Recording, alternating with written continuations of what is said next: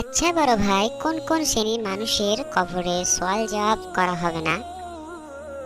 ভাই, তুমি অনেক গুরুত্বপূর্ণ এবং সুন্দর প্রশ্ন করেছো।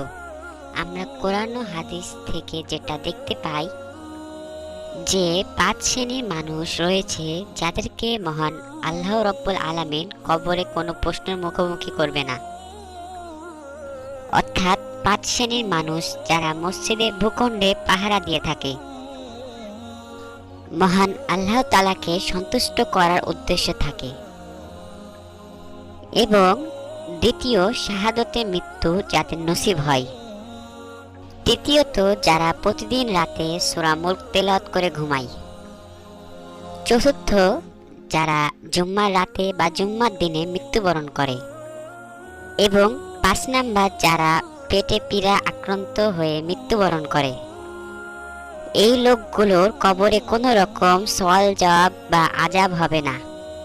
আশা করি ভাই তুমি আমার কথাগুলো বুঝতে পেরেছো। আল্লাহ তাআলা তোমাকে কথাগুলো বোঝার তৌফিক দান করুক এবং মহান রব্বুল আলামিন আমাদেরকে সকলকে এই সৌভাগ্য মানুষের কাতারে শামিল হওয়ার তৌফিক দান করুক।